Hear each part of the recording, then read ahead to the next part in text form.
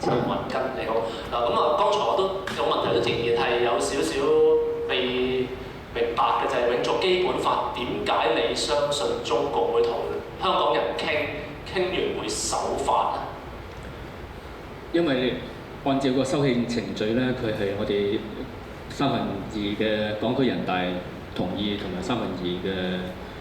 立法會議員同意，交俾特首，再經全國人大審議之後通過，所以係經修法喎，而家佢一路喺度解釋個基本法，或者擺啲法例落去就得啦，根本就唔使同你傾或者點樣講。係因為要修憲咧，先保障到香港嗰個長遠嘅法治嘅地位，先可以鞏固到香港喺國際上嘅信譽嘅。咁不如我回答翻之前未答嘅問題，即係關於青年就業同埋置業嘅問題。實際上我係寫過本書講呢樣嘢，就係希望政治。咁我亦都將呢樣嘢係擺喺政綱嗰度嘅。其實香港嘅地價貴咧，係令到青年就業困難，同埋令到香港嘅產業鏈係斷咗嘅。因為喺80年代咧，香港嘅工業跟住後面嘅服務業同埋銀行後勤、商業後勤嘅嘢都搬咗去深圳。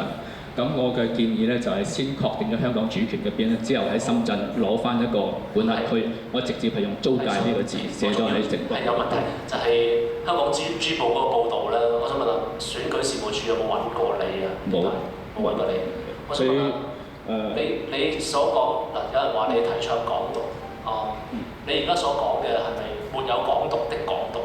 實際上係成立一個自治政體啦。個自治政體係類似紐西蘭同澳洲嗰種政治狀態，即係佢嗰個元首主權喺英女王度，但實際上佢係行使緊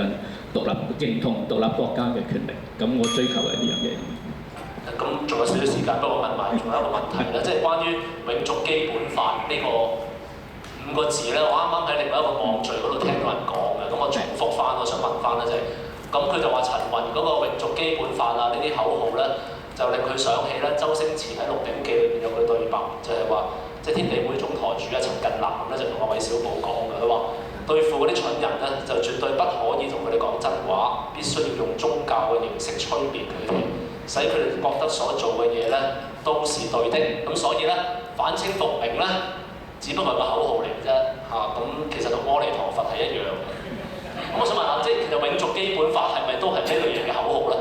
永續基本法其實係一個政治修辭嚟嘅，因為我哋係一國兩制同埋美國都係堅持一個中國政策嘅，佢唔可能支持港獨，亦唔可能承認香港共和國嘅運動嘅。但係香港變成自治政府同埋一個國際交易區，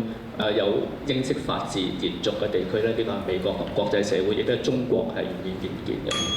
好，唔該晒。咁我哋